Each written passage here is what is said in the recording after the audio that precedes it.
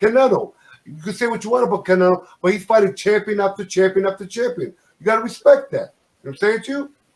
So when it comes, I love to see Canelo against the Charlo brother. That'll be a great fight against Jamal. But at the same time, Stormy, why you laughing? Stormy, you know why I'm laughing. I'm gonna be honest with you, Omar. Canelo is the last name you need to be mentioning right now. Why you say that? Why? I'll explain it. I'll explain it. All right, Honeybee, I got you locked in, brother. I'll talk to you soon, brother. Yes, sir. I'll explain it in these simple, realistic terms. All right. In this current era, he has been manufactured. He is not of the cloth of the men from your era. In no way, no means, no how. But because of the marketing, and you mentioned social media a moment ago, the manifest can persuade the public sentiment. This man came up on the name of Floyd Mayweather, who he lost to. A 36-year-old fading Floyd Mayweather. He could not beat, let alone win a round against, right? But they had the scorecards very close, as if he was really in the fight with Floyd. Has never fought another fighter with that type of style, skill set, and there are plenty contemporaries that he could face that he has totally avoided, but has embraced the opportunity to be marketed as such. They have marketed him based on a national fan base, but not for the representation of quality championship boxing. He is a figure, but he has contemporaries that are right there that have been along for the entire ride, but he's avoided them. The two Charlo twins and Demetrius Andrade are the closest thing that he could face to prove whether or not what I'm saying to you now is correct or not. But he has purposely gone in a direction to avoid these people. And even now, just like Anthony Joshua once said when people just asked if he would fight Deontay Wilder, why don't the fans fight him? He's now saying, why don't they fight each other? But you're the man, though. According to what everybody's saying, you're the one that we should be looking at as pound for pound, the face of boxing. People from your era, Omar, embraced that and showed it in the ring. Okay? Hell, come what may, whether you lose or win or draw. This man has fought a succession of fighters who have caved in to his demands just to make a fight with him, giving up weight clauses, giving up divisions and titles, even titles that he earned from someone that have been vacated but never wanted to contest or compete for it when the title was embraced by a different champion. I have watched boxing for as long as anybody on this panel, if not longer. And I have never seen someone accredited with so little in lack of competitive fight. Oh man, bless you. Appreciate it, man. What's your name, man? I'm here. It's unacceptable because I have seen quality fighters be pushed to the wayside in likes of this. And that is disrespectful to my consciousness when I consider the sport of boxing, which is my favorite sport. And when I look back at fighters like yourself, you wonderful fighters on this panel, that man don't hold a candle to you. And they give him praise as if he's accomplished more than each and every one of you on here. That's bullshit. But look, I understand what you're saying, right? Fine. This is the thing.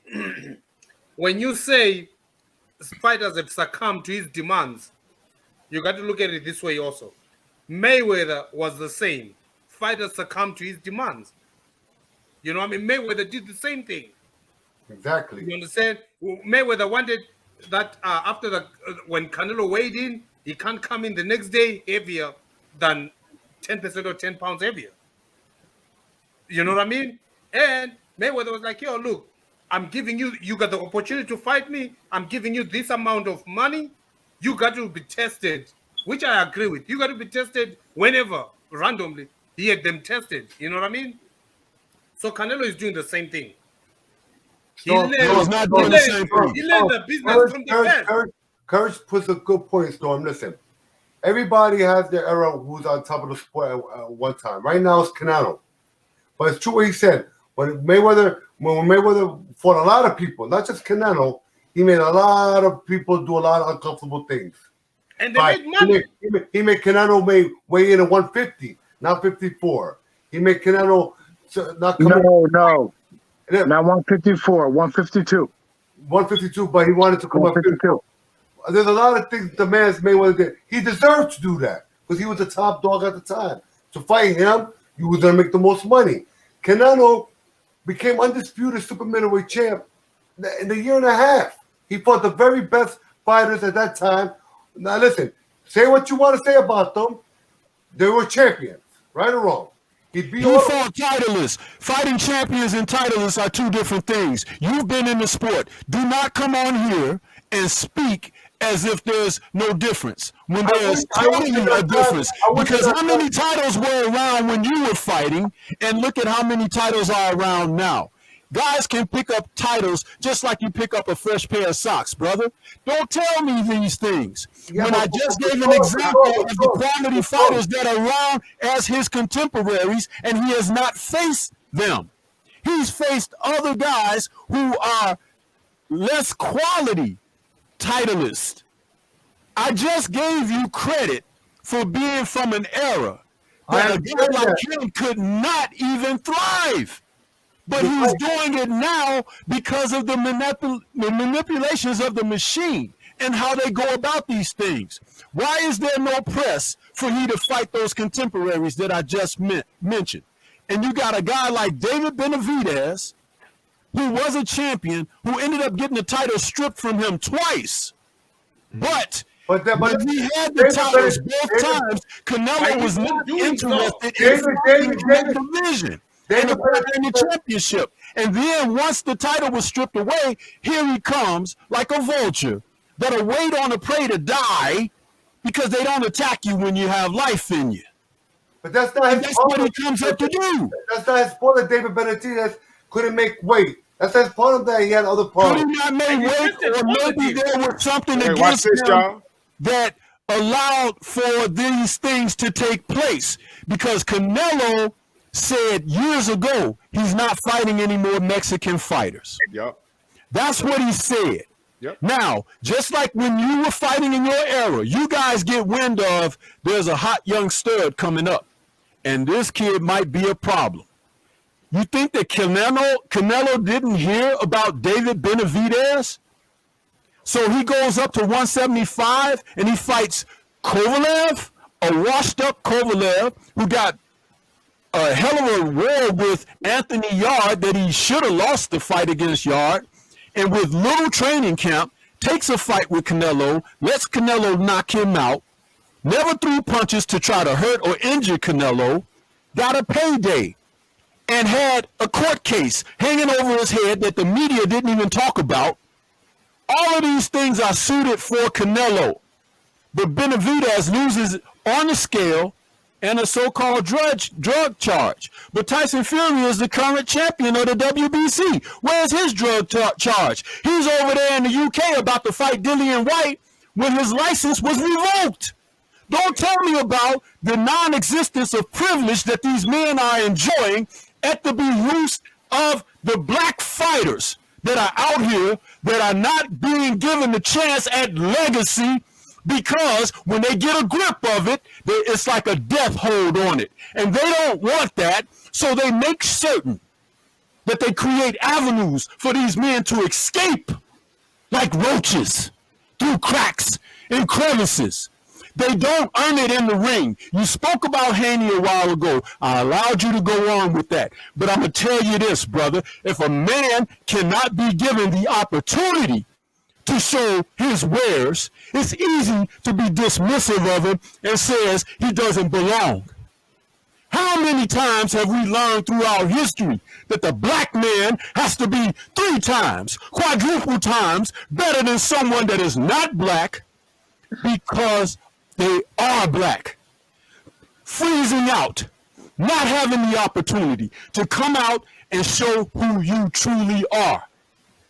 Larry Holmes once said, as long as black fighters are fighting like they are, there won't be any white hopes out here. And guess what? He was right until the black fighters started cutting corners. And now that the window has been opened up, they've made sure to shut it. Okay? And now, in order to get a chance at legacy, you can't even sit at the table. There's a thing that they call NBF. Yep. Research it. I'm not going to share it with you. And you should know what it is. But if you don't, shame on you.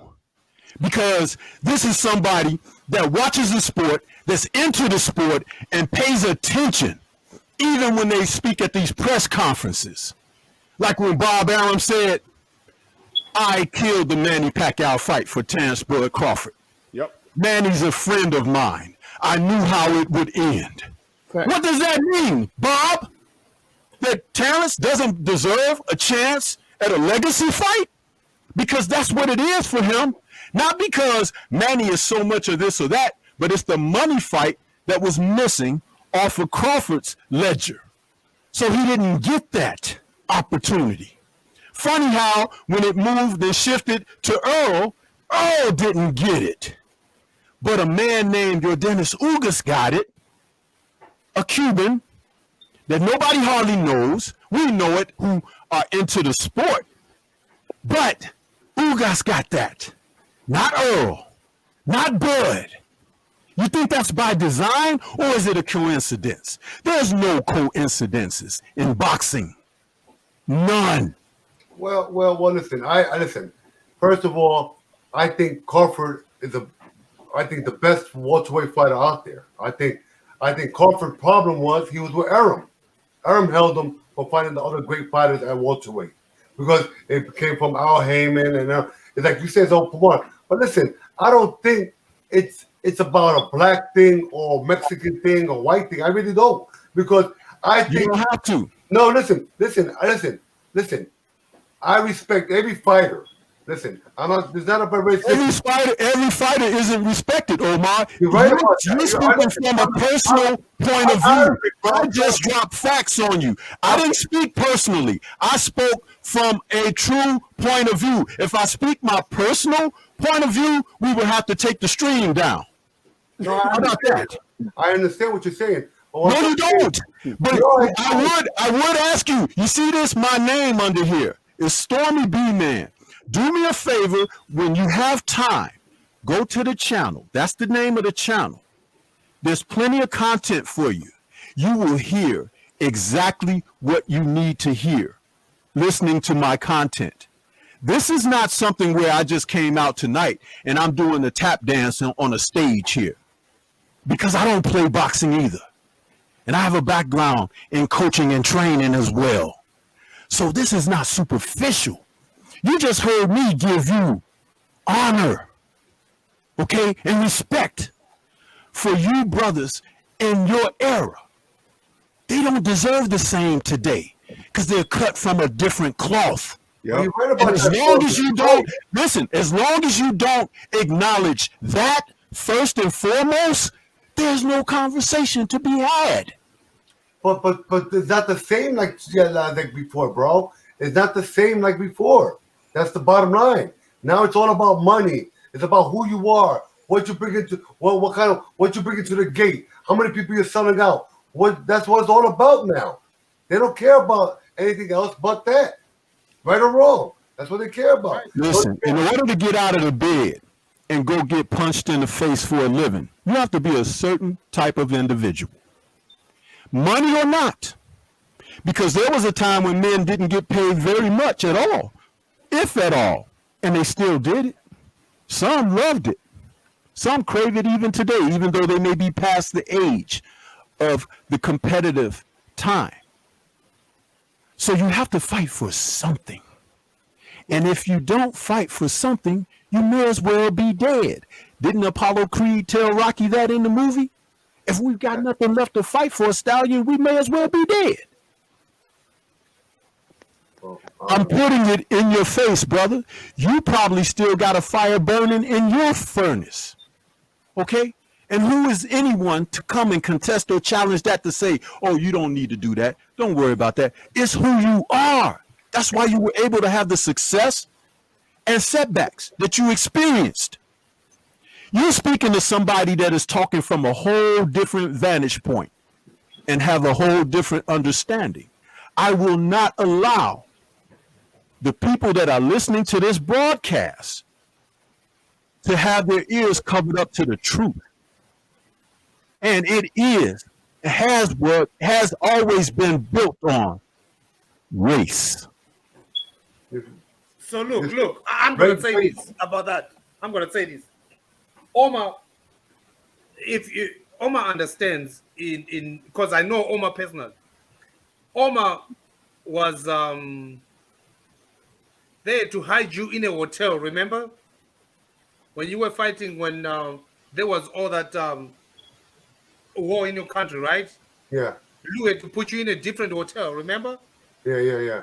Yeah, so my point being, Stormy, if there's anybody who understands about all this race and stuff, he gets it.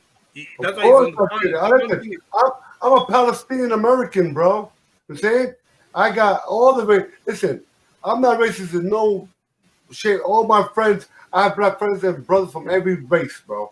You saying? No, we get that. I'm not saying no. Listen, I'm not saying because this guy's. I don't look at. First of all, I don't look at that. I don't look at colors. I believe in we're all human beings. We all come from the same creator, one God, and that's it. The same. We all came from one God, all as human beings. That's how my belief is. But as fighters, like you're saying, listen, racism is always going to be there. Always going to be there. That's sad. And to this day, we have racism. You know what I'm saying? It's very sad, but that's people. You got ignorant people who are just, they look at black and white. That's how people look at it. It's sad to say, but you have some people still in that state of mind. I'm saying to you, but I don't look at it like that. Maybe I'm blind to that, where I just look at like, I just want to see good fights, man. You know what I'm saying to you? That's all. I feel you on that. I feel you on that. But I know what you're saying. They make it. They don't want to give this guy the opportunity because they don't want to see him. Bro, you might be right in that. You might be right in that. But we got receipts. Let me say what's up to Kirk Johnson, man. Salute to you, brother, man. Pleasure. Hey, what's going on? How's everybody doing? What's going on? Hey, I see y'all up there. Courage, Trick Naughty. I see all you guys there. Johnson, what's going on, Reggie? What's going on, Omar? What's going on, Stormy? How y'all doing? Good, bro. How you doing? All right. Doing good. But you know, as Father was Stormy was saying, the little bit that I did catch, he's right. I'm not trying to make it all about racism, but racism is in the game. And if you don't have somebody like him that calls it out, it's not going to get better. It's just going to get worse. So we need people like Stormy to call it out, to pinpoint it, and to be emotional about it like him. You always need people like that around to help to change the game in the other ways that us fighters can't change the game. I mean, I knew certain type of racism when I was coming up, you know what I'm saying? And what could you do? The only thing you could do is say, you know what, let me get to my stage in life and let me get the world title, and maybe I can make some changes. But you know what? Everybody don't get that world title because I came short of the world title. But my plan was like, you know what? I'll expose some of this stuff. So Stormy, I'm happy that you're the type of guy that want to talk about stuff like that. And Omar, I understand where you're coming from. You know, it's like racism is there, but we got to all work through it. But that's what human beings do. We do work through it. But at the same time, you need a strong spokesman like Stormy to call certain things out that us fighters are not able to call out because you know what? We're busy trying to get to where we can get to, and we need people on the outside to try to help us do this in a different way also.